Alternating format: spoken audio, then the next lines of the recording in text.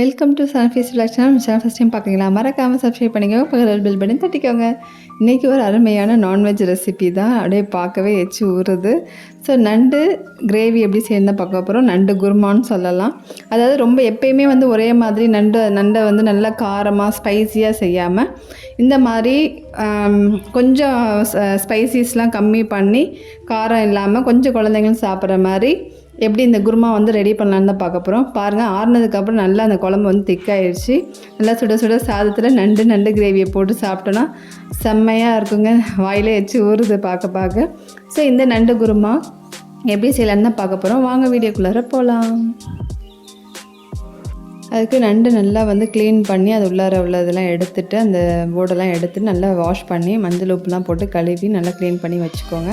நான் காலை தனியாக எடுக்கலை, ஸோ அதோட தான் சேர்த்து வச்சுருக்கேன். ஒரு சிலது ரொம்ப பெருசாக உள்ளதுக்கு தான் காலை ரிமூவ் பண்ணியிருக்கேன். நம்ம அதை அப்படியே ஃபுல் நண்டுமே கூட நம்ம யூஸ் பண்ணிக்கலாம். நான் பாதியாக பசங்களுக்கு சாப்பிட கஷ்டமாக இருக்குன்ட்டு நான் இந்தமாரி உடச்சி எடுத்துட்டேன். ஸோ நீங்கள் வேணால் அந்த ஃபுல் நண்டுமே அதில் வச்சுக்கலாம். நம்ம இப்போ நண்டெல்லாம் க்ளீன் பண்ணி எல்லாத்தையும் அலசி எடுத்து வச்சுக்கோங்க. இதுக்கு தேவையான பொருள் பெரிய வெங்காயம், கிரேவிக்கு பெரிய வெங்காயம் தாளிக்கிறதுக்கு நம்ம வச்சுருக்கோம். ஸோ அதை பொடியாக கட் பண்ணி வச்சுக்கோங்க. தேங்காய் நல்லா ஒரு மூடி அளவுக்கு தேங்காய் எடுத்து வச்சுக்கோங்க. பூண்டு, இஞ்சி, கருவேப்பிலை, சின்ன வெங்காயம் இது அரைக்கிறதுக்கு.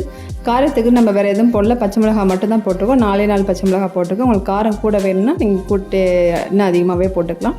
ஒரு 4 தக்காளி நான் யூஸ் பண்ணியிருக்கேன் இதுக்கு.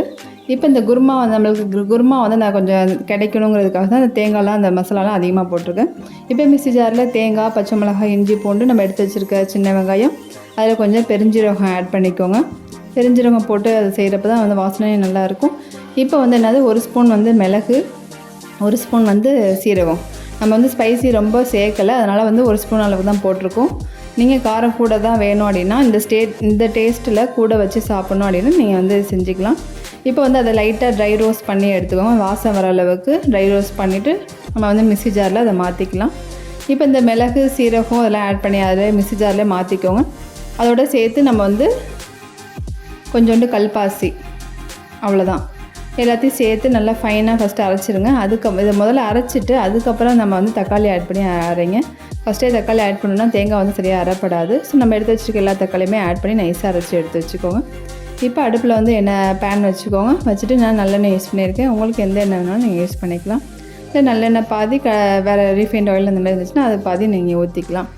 ஆயில் ரொம்பலாம் ஊற்றலை, அவ்வளோதான். பாருங்கள், ஒரு 4-5 டேபிள் கரண்டி ஊற்றிருப்பேன், அவ்வளோதான். அதில் தாளிக்கிறதுக்கு பெருஞ்சீரகத்தை லைட்டாக தட்டிக்கோங்க.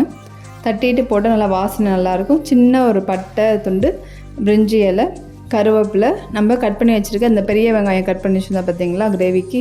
ஸோ அதை நம்ம போட்டுக்கிறோம். போட்டுட்டு நல்லா வதக்கி விடுங்க. நல்லா அந்த வெங்காயம் அந்த ஆயிலில் நல்லா வதங்கணும்.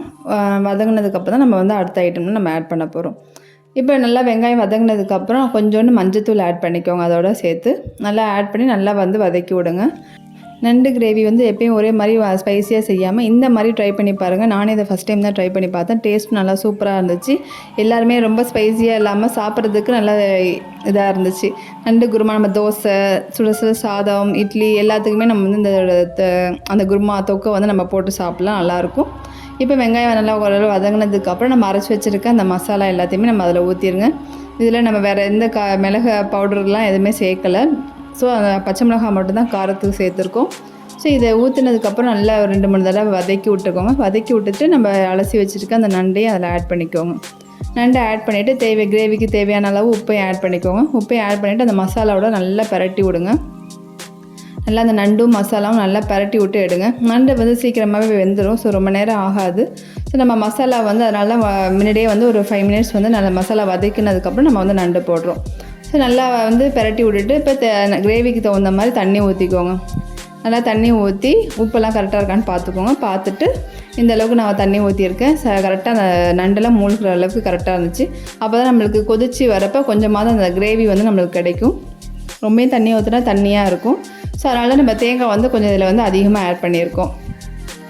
இப்போ அதை தட்டை வச்சு நல்லா கேப் விட்டு மூடி வச்சுருங்க. ஃபுல்லாக மூடிட்டுனே அந்த வேர்வை தண்ணியாக விழுந்துடும். நல்லா ஃபுல் ஃப்ளேமில் வச்சு அடுப்பு நல்லா கொதிச்சதுக்கப்புறம் அதுக்கப்புறம் நல்லா சிம் பண்ணி திரும்பி ஒரு தடவை கிண்டி விட்டு நல்லா தட்டை போட்டு மூடி வச்சுருங்க. ஒரு 20 நிமிஷம் தான். நல்லா கொதித்து நல்லா அந்த கிரேவிலாம் நல்லா உங்களுக்கு எந்த பதத்துக்கு வேணுமோ அந்த அளவுக்கு சுண்டி வந்துடும். பாருங்கள் நல்லா கொதித்து அந்த நண்டெல்லாம் ஃபுல்லாக வெந்துருச்சு. நல்லா கிரேவியும் நல்லா இதாகிடுச்சு, கலர்லாம் சேஞ்ச் ஆகிடுச்சு பாருங்கள் நண்டோட கலர். நான் இன்னும் கொஞ்சம் நல்லா திக்காக வேணும்னா நீங்கள் அதை மாதிரி பதத்துக்கு இறக்கிக்கலாம். இப்போ என்ன கொத்தமல்லி இலை போட்டு இறக்கிடுங்க. அவ்வளோதாங்க என்னோடய ஸ்டைலில் நண்டு குருமா எப்படி வைக்கிறதுன்னு உங்களுக்கு சொல்லி கொடுத்துருக்கேன். கண்டிப்பாக அந்த ரெசிபியை ட்ரை பண்ணி பாருங்கள். பார்த்துட்டு எப்படி இருக்குன்னு கமெண்ட் பண்ணுங்கள். உங்களுக்கு பிடிச்சிருந்தால் லைக் பண்ணுங்கள், ஷேர் பண்ணுங்கள். நிறைய பேர் சப்ஸ்கிரைப் பண்ணாமல் பார்க்குறீங்க. ஸோ சப்ஸ்கிரைப் பண்ணிவிட்டு பார்த்தா எனக்கு ரொம்பவே ஹெல்ப்ஃபுல்லாக இருக்கும். தேங்க்யூ. நெக்ஸ்ட் வீடியோவில் பார்க்கலாம்.